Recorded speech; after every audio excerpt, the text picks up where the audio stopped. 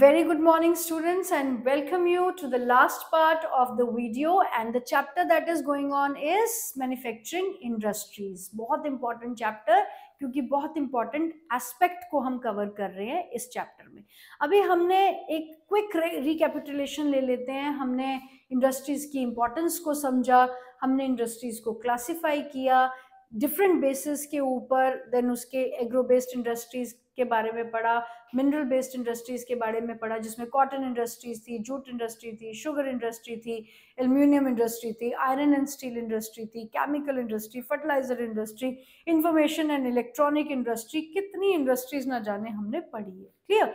बहुत अच्छी बात है कि हम इतना ग्रो कर रहे हैं और ग्रोथ का, डेवलपमेंट का जब भी हमारे सामने एक फेस आता है तो हमें इंडस्ट्रीज नजर आती है. लेकिन क्या इंडस्ट्रीज का कोई फ्लिप साइड भी है, कोई नेगेटिव एस्पेक्ट भी है? तो डेफिनेट सी बात है कि जो भी चीज होती है उसकी दोनों ही कॉइन्स की साइड होती है ना, एक नेगेटिव होती है एक पॉजिटिव होती है. तो जहां आपकी इंडस्ट्रीज आपकी कंट्री का डेवलपमेंट का इंडेक्स है, आपकी कंट्री की डेवलपमेंट को कैलकुलेट किया जाता है आपकी इंडस्ट्रियल ग्रोथ से, वहीं आप देखिएगा कि लार्ज स्केल पॉल्यूशन भी तो क्रिएट हो रहा है इसी ग्रोथ से. इंडस्ट्रीज आपकी एयर पॉल्यूशन करती है, वाटर पॉल्यूट करती है, नॉइज पॉल्यूशन करती है. कोई पॉल्यूशन है ही नहीं जो आपकी इंडस्ट्रीज नहीं कर रही है. क्लियर. लेकिन इस नेगेटिव एस्पेक्ट को अगर हम देखते हैं तो क्या हमें इंडस्ट्रीज को ग्रो करना छोड़ देना चाहिए? Should we not go for industrialisation? क्या ये पॉसिबल है? डेवलप्ड और डेवलपिंग वर्ल्ड के बीच की जो जंग है, क्या वो हमें रहने देगी सिर्फ डेवलपिंग रहकर? तो हमें डेवलप तो होना है. तो क्या ऑल्टरनेटिव हमें इसके निकालने? एक बार पहले देख लेते हैं पॉल्यूशंस के बारे में. Although industries contribute significantly to India's economic growth and development, the increase in the pollution of the land, water, air, noise resulting in degradation of the environment that they have caused cannot be overlooked. Obvious सी बात है ना कि जितना आप देखिएगा industry के आसपास रहना इतना आसान नहीं होता है और इसीलिए गवर्नमेंट एक रिस्ट्रिक्शन लगाती है कि इंडस्ट्री एक पर्टिकुलर एरिया में ही कंसंट्रेट होनी चाहिए, not in the centre of the city. Clear. तो एयर पोल्यूशन इंडस्ट्रीज कर रही हैं, वाटर पोल्यूशन इंडस्ट्रीज कर रही है, लैंड पोल्यूशन, नॉइज पोल्यूशन, ऐसा कोई पोल्यूशन है ही नहीं जो इंडस्ट्रीज नहीं कर रही है. Clear. Industries are responsible for these different types of pollutions. इनको डिटेल में ले लेते हैं क्योंकि यहाँ पर आपको शॉर्ट नोट्स आ सकते हैं, आइदर पॉल्यूशन ऑल टुगेदर या फिर सिर्फ एयर और नॉइज पॉल्यूशन के ऊपर, किसी भी एक पॉल्यूशन के ऊपर शॉर्ट नोट आ सकता है 3 मार्क्स में और 5 मार्क्स का क्वेश्चन भी आता है. तो air pollution is caused by the presence of high proportion of undesirable gases such as sulphur dioxide and carbon monoxide. Airborne particulate materials contain both solid and liquid particles like dust, spray, mist and smoke. तो pollutants क्या होते हैं वो तो आपको define अब 10th में आके नहीं करना है ना. Pollutants anything that is undesirable, जो नहीं होनी चाहिए एटमॉस्फेयर में, जब उसकी प्रेजेंस है तो हम उसे पॉल्यूशन कहते हैं और जो मैटर प्रेजेंट रहता है उन्हें हम पॉल्यूटेंट्स कहते हैं. क्लियर. जैसे कि आपका डस्ट है, स्प्रे है, मिस्ट है, स्मोक है, या फिर आपके एयरबोर्न पार्टिकुलेट मेटल्स जैसे आपके ये सल्फर एंड सल्फर डाइऑक्साइड और कार्बन मोनोऑक्साइड, जितनी भी धुएं और ये आपकी फैक्ट्री से निकलने वाला धुआं या गाड़ियों से निकलने वाला धुआं, ये सारा जो है आपका पॉल्यूशन कर रहे हैं. And then smoke is emitted by the chemical and paper factories, brick kilns, refineries, smelting plant and burning of fossil fuel in the big small factories that ignore the pollution norms. Toxic gas leak can be very hazardous. Bhopal gas tragedy के ऊपर बनी है ना picture, railway station देखी होगी अगर आपने, तो उससे आपको अंदाजा हुआ ही होगा कि अपने आप में कितनी खतरनाक होती हैं ये इंडस्ट्रीज और इनके हैजर्ड्स जो हैं वो लाइफ टेकिंग टॉल बन सकते हैं. Clear. It can be fatal. Right. तो आपकी जो जितना भी पॉल्यूशन लेवल जो है, हर तरह की फैक्ट्री एक लेवल का पॉल्यूशन क्रिएट कर रही है. ऐसा नहीं है कि ये फैक्ट्री लगाओ इसमें पॉल्यूशन नहीं होता, ऐसा नहीं है. तो हर तरह की फैक्ट्रीज जो है वो किसी ना किसी तरीके का पॉल्यूशन क्रिएट कर रही है. Then this can be the scenario, this is the scenario, not can be, this is the scenario. आपने देखा है, अगर अपना जो मेरा प्रैक्टिकल एक्सपीरियंस है अपने बेसिस पर ही अगर मैं कहूँ, if you go towards Panipat जहाँ पे ये ऑयल रिफाइनरीज हैं वहाँ पे, तो आप देखिएगा वहां पर ट्रैवल करते हुए रास्ते में आपको क्लियरली स्काई की विजिबिलिटी होती ही नहीं है। या फिर आप दिल्ली से बाहर जब इंडस्ट्रियल एरिया में निकलते हो, या फिर आप राजस्थान की तरफ जब आप इंडस्ट्रियल एरिया में जाते हो, तो आप देखिएगा कि आपको क्लियरली विजिबिलिटी नहीं है स्काई की। क्यों? वहां पर एक स्काई के मतलब आसमान को जो है एक ओवरकास्ट किया होता है पॉल्यूशन के डिफरेंट मैटर्स जो आपके सस्पेंडेड फॉर्म में एटमॉस्फेयर में रहते हैं। तो this is the scenario. And then हम वाटर पोल्यूशन की बात करें तो हमारी नदियों की जो है आज ये हालत हो गई है। गंगा एक्चुअल में सेल्वेशन देने वाली नदी बन चुकी है, राइट?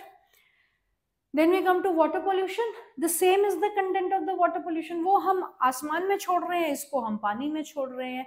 अभी पानी से रिलेटेड क्या हो रहा है कि वाटर पॉल्यूशन जो हम कर रहे हैं, इंडस्ट्री से जितने भी एफिलेंट्स निकलते हैं, see this is something very obvious that it has to be disposed of. उसको निकालना तो है ही ना, लेकिन अगर हम उसे फेंकने से पहले केमिकली ट्रीट कर दें तो काफी हद तक पॉल्यूशन की प्रॉब्लम जो है वो सॉल्व हो सकती है। Let us see, water pollution is caused by organic and inorganic industrial waste and effluents discharged into the river. The main culprits in this regard are the paper, pulp, chemical, textile and dyeing, petroleum refineries, tanneries, tanneries होता है जहाँ पे चमड़े का काम होता है, electroplating industries and the that let out dyes, detergent, acid, salts and heavy metals like lead, mercury, pesticide, fertilizers, synthetic chemicals and carbon, plastics and rubber etc. into the water bodies. ये सारा कुछ, ये सारी industry ये सारा कुछ जो है पानी में छोड़ देते हैं। Fly ash, phosphogypsum and iron and steel slags are the major solid waste in India. Thermal pollution, thermal pollution of water occurs when the hot water from the factories and thermal plants is drained into the river and ponds before cooling. What would be the effect on the aquatic life? आप सोच के देखो aquatic life पे क्या असर पड़ता होगा जब ठंडे ठंडे पानी में रहने वाली मेरीन लाइफ के ऊपर गरम गरम फैक्ट्रीज अपना पानी छोड़ देती होंगी। एक टाइम तो उन्हें लगता होगा कि ये भूचाल कहाँ से आ गया। क्लियर? तो जाहिर सी बात है कि क्योंकि हमें डिस्पोज ऑफ तो करना है, लेकिन हम उसे केमिकली ट्रीट करके भी तो डिस्पोज ऑफ कर सकते हैं। ओके, लेकिन we are not concerned about the environment ना, इसलिए हमें जो करना है हम वही कर रहे हैं, right? The next nuclear waste देखते हैं।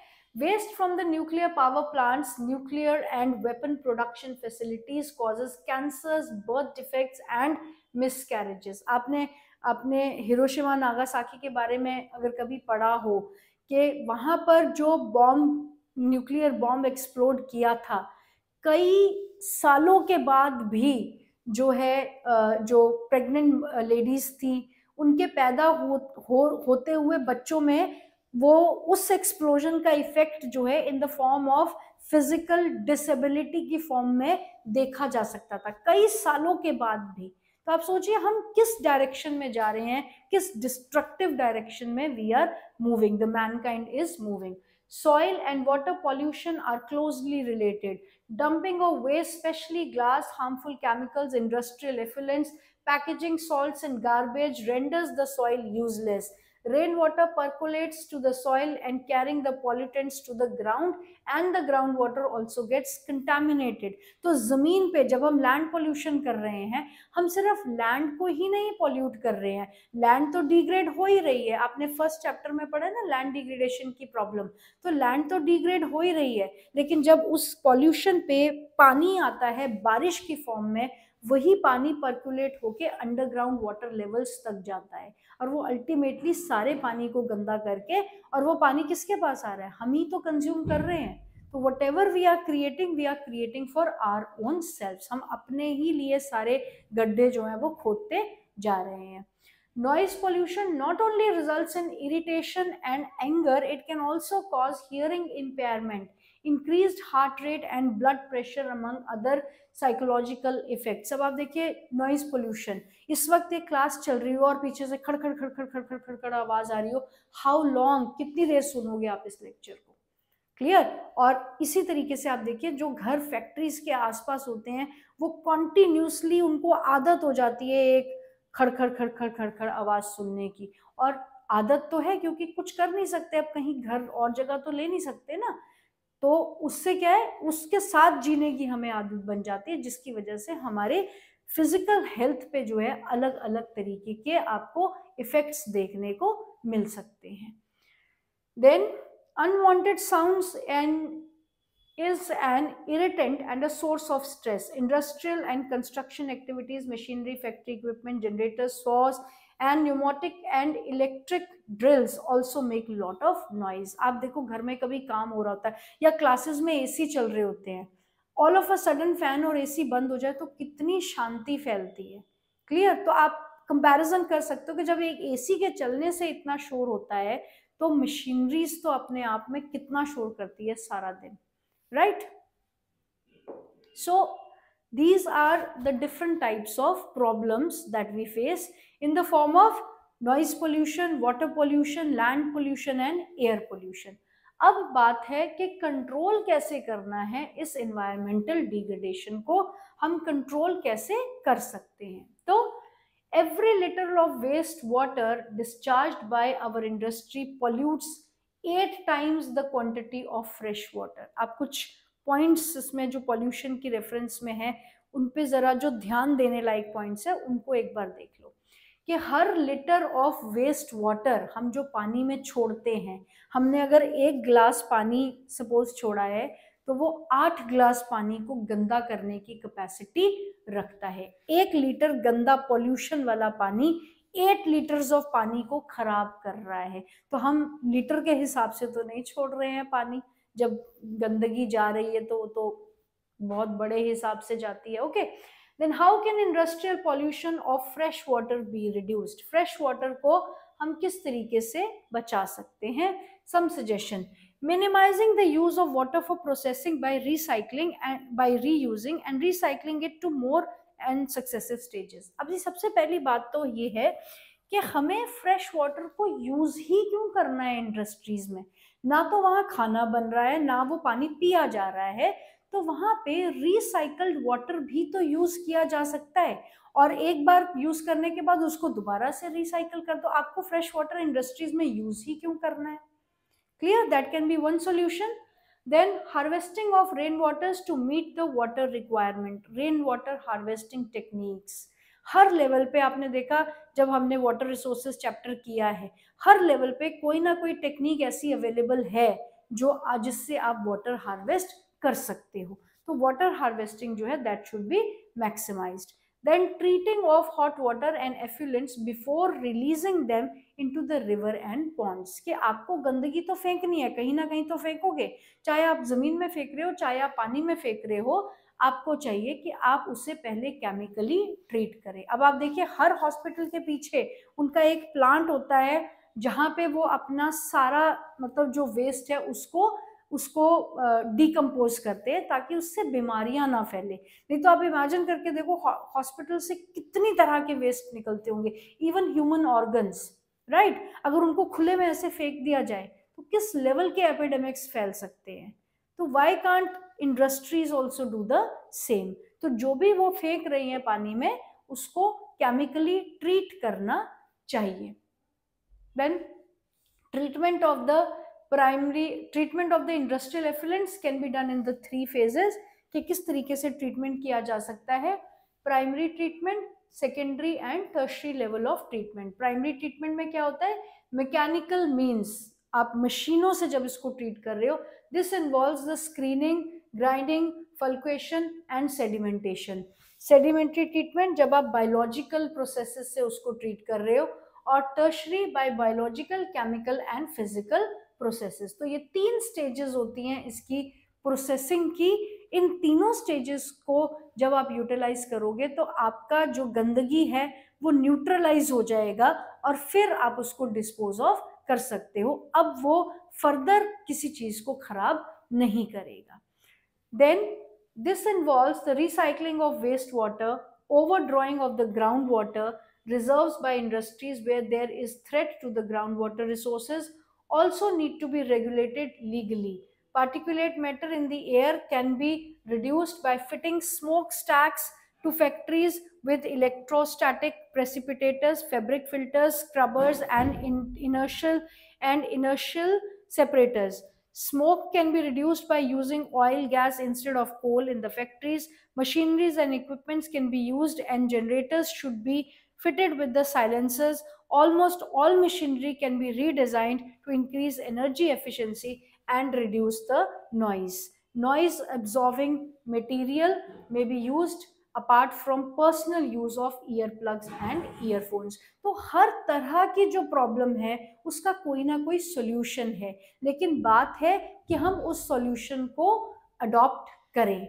आपका जो फैक्ट्री से इतना काला धुआं निकलता है वो 2 मिनट लेता है आपके पूरे एनवायरनमेंट को खराब करने के लिए, तो अगर उनमें चिमनीज लगा दी जाए, उनमें इनको फिल्टर्स लगा दिए जाए और जो खड़खड़ खड़खड़ की आवाज आती है इंडस्ट्रीज में से वहां पर साइलेंसर्स यूज किए जाए तो काफी हद तक जो है हम हर प्रॉब्लम का सॉल्यूशन निकाल सकते हैं। Is it clear? Then next जो है आपका इसमें है challenge of sustainable development and what does it require. इसको जरूरत है integration of economic development with the environmental concern. ये सस्टेनेबल डेवलपमेंट, आप देखिए सस्टेनेबल डेवलपमेंट के कॉन्सेप्ट से आप छूट नहीं सकते हो, चाहे आप किसी भी चैप्टर की रेफरेंस में पढ़ोगे, अल्टीमेटली आपका जो एंड है वो सस्टेनेबल डेवलपमेंट में ही है। चाहे हम इकोनॉमिक्स पढ़ रहे हैं, चाहे ज्योग्राफी पढ़ रहे हैं, या हम हिस्ट्री भी पढ़ेंगे तो भी सस्टेनेबल डेवलपमेंट की बात हो जाएगी। क्लियर? तो आप इसमें देखिए एनटीपीसी एक ऑर्गेनाइजेशन है जिसने एक एग्जाम्पलरी मेथड शो किया है कि आप किस तरीके से डेवलपमेंट और इन्वायरमेंट को साथ साथ लेकर चल सकते हो। राइट? यहाँ पे एनटीपीसी ने कुछ एक तरीके बताए हैं कि आप किस तरीके से अगर काम करेंगे तो आप इन्वायरमेंट एफिशिएंसी से काम कर सकते हैं। Number 1, optimum utilization of equipment and adopting latest techniques and upgrading the existing equipment। आप देखोगे कि एक मशीन जब खराब हो जाती है ना और हम उस पर इन्वेस्ट नहीं करना चाहते, हम उसी मशीन को खींचते रहना चाहते हैं, तो कहीं ना कहीं शायद हम उसकी कॉस्ट से ज़्यादा उसकी मेंटेनेंस पे खर्च कर देते हैं।